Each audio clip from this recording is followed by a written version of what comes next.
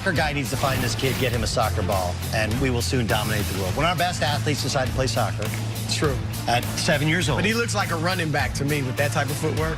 He does. No, he looks like whatever he wants to be. He's going to be able to do whatever he wants, True. yeah. Lateral agility is the way to go, man. That kid's awesome. That's cool. That's cool. Time for stories to start your morning. Zion suffered a mild knee sprain after blowing out his shoe less than a minute into last night's huge rivalry game against UNC. Duke lost to North Carolina 88-72. He'll be reevaluated today. Doug, does last night show that Duke can't win a title without Zion? Yes, I do not. I don't think. And if you look back to when he scratched his eye against Florida State, you know, this is just a top-heavy team. They have no bench, no other scoring other than the big three freshmen. I know the air was kind of out of the balloon because he got hurt in the first 30 seconds, and we all felt kind of bummed out by it. But I think last night was on display of this is a fragile team, one that's built around those top three, and he's the most unique weapon we've seen in a long time in college basketball, and they're not going far without him. It also points out just how much torque he puts on his feet, his ankles, his hips, and his knees, and I think that actually would be the biggest cause for concern in drafting him in the NBA, is how does his body hold up to the cuts at 285?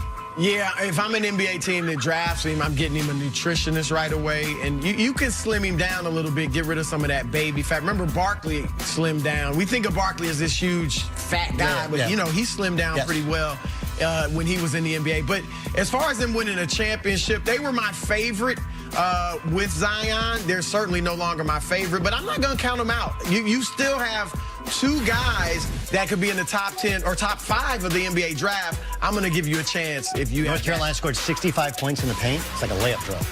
To the NFL now, the Steelers won't use the transition tag on Le'Veon Bell after hearing the news. Le'Veon tweeted, "Free at last." Chris, where will L. Bell end up?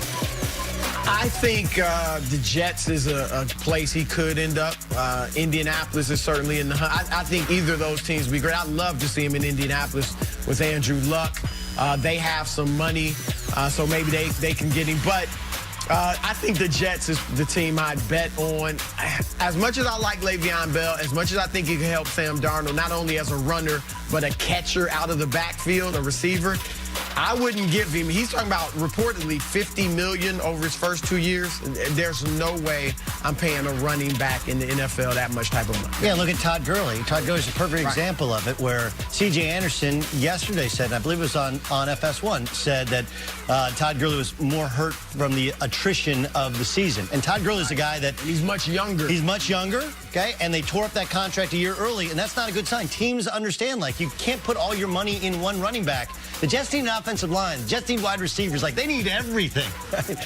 It's like one of those things like, well, do you want to get a new fridge or do I want to get a new big screen? Sure, but I got to get new floors. I got to get new windows. They may be bidding against themselves, and so they may not have to pay. I don't think he's making back the $14.5 million that he lost from last year. Finally, Kyrie Irving seems fed up with all the free agent speculation after this viral video of him and Katie speaking in the tunnel at the All-Star Weekend. Spurred on free agent buzz, Kyrie responded to the craziness. Take a listen to what he said. A human being talking to another best friend of mine, like, it's just crazy, you know. This is the stuff that just doesn't make the league fun. Like, it doesn't make the league fun. Nobody helps promote the league anymore by doing bull like that, of just fictitious putting things on, like, what we're talking about. Like, it's crazy. I guess that's what you want. Chris, what do you make of Kyrie's comments? I get the frustration. I mean, obviously, you know, every one of those conversations he had with KD, there was something of him in Miami with KD. He waited on the floor. He was like the last player to wait on the floor while KD was giving his acceptance speech, if you will, for the MVP of the All-Star game. And then what we just saw, they all may have been innocent, innocuous conversations, just two friends. And so I get the frustration of maybe everybody's blowing it out of proportion and all that. I understand that. But what Kyrie has to understand is this is a part of the job. He said it doesn't make the NBA fun. Okay, there's plenty of other things that do make the NBA fun. You benefit greatly from this. And every job has an aspect of it that's not fun. Most people's jobs, or a lot of people's jobs, the whole job may not be fun. So anytime you're in the public eye, athlete, politician, the president of the United States, us, you know, you get criticized when you're in the public eye. And the better you are, the higher you rank, the more you're going to be talked about and criticized. He was interviewed by Rachel Nichols of ESPN, and he said, I get it. This type of media coverage and scrutiny follows the great players, and I'm thankful to be a great player in this league. So he seemed like he got it. I get the frustration. Most people would be frustrated with it. You're psychoanalyzed, and all the speculation may completely be wrong, but it comes with the territory. You're compensated tremendously. You get so many fringe benefits from your job. So when he talked to LeBron and he apologized for, you know, being that young guy that didn't understand things, he should have asked LeBron how you handled the media, because obviously LeBron gets more scrutinized than any player. And LeBron, look, all the years, his last year in Cleveland, his last year in Miami, his last year in Cleveland again, he's never let it get out of control. And obviously everybody was speculating, but he's always somehow been able to just not let it ruin that season for his team or himself. And Kyrie has to kind of learn, and so does Kevin Durant, has to kind of learn how to do that. You know where the best place for both these guys to go is? New York. I mean, there's no troublesome media there. Nobody shakes you down for a story. People don't follow you around. It's a good place to just kind of hide out and get away. That's how the New York media treats you with such respect that they'll absolutely give him his privacy. I'm with you on, I actually understand it feels like an invasion of privacy. And I think what you're hearing from Kyrie and KD is consistent that, hey, I'm actually okay if you criticize me in basketball. I'm actually okay with that. But, like, I can't even have a conversation with a boy. Like, we can be talking about a million things. Like, some video of me having a discussion with a guy in a hallway suddenly becomes, like, that's us deciding where we're going to play next year. Right. Now, look, the smarter decision, you ever seen the movie Clear and Present Danger? Yes. Okay, so Harrison Ford. Right, remember? I'm with you. I'm with you. Awesome. Okay, you're with me here. I think I was like 5 years Okay, so old, I'll give you the kind of Reader's Digest version of it. Okay, so a friend of the president, longtime friend of the president, apparently was laundering money for drug lords, right, in South America, and so he's killed on his yacht. So the president's sitting around with all of his henchmen, and they're saying, well, what should we do about this? And all the guys are advising him, like, you guys barely knew each other. You weren't really friends. And Harrison Ford's like, no. Don't say you were friends. Say you were lifelong friends. Because the second you say there's nothing to it, that we're not that close, the media is like, wait a second, you guys grew up together. There's photos of you. Right. He could have, had he just said, like, man, we were just talking about what we did for dinner the night before. Like, had he acted like it was no big deal and not been defensive, it would have gone away. But instead, now you're like, wait a second, there's something to it. They must have been plotting. They must have been talking about which media members do you want to plant stories in.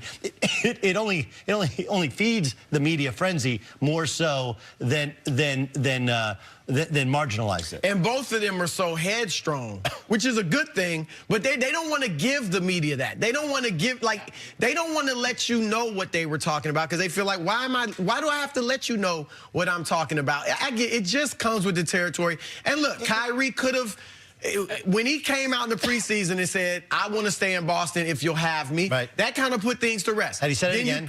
Then you come out and say, ask me July 1st. That's his right. It's his right to change his mind. It's his right. Like you said before, they probably don't know what they're going to do. So it's their right to just be like, look, ask me July 1st. It doesn't need to be talked about now. But you have to understand there's tons of money riding on you. People are really interested in what you do as a player. It's a great compliment, but you just have to be able to deal with it. I do think we should put into context, this is, as we know, in practice sessions, you're in a scrum. I mean, this is a short snippet of, they just came back from All-Star break, they're practicing. That was one piece of what was likely 7 to 10 minutes of him sitting there talking, answering questions. So not just always one answer. We're going to move on to the Lakers as they kick off their post-All-Star push tonight against the Rockets. They are currently 3 games out of the playoff picture, and if they are going to make the postseason, LeBron knows he's going to have to ramp it up. Well, it's going to be a little bit different, you know, for me now, just knowing the position that we're in. You know, for me personally, I haven't been in this position in a while, and because of my injury, it's kind of, you know, hit our team, you know, and I didn't. Obviously, we would love to have the success where I was out, but we didn't, and this is where we is right now. So, you know, I'm going to be a little bit different, a little bit earlier than I would like to be.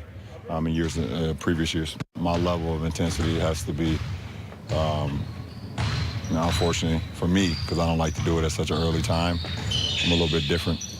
But it's been activated, so look forward to seeing what we can do.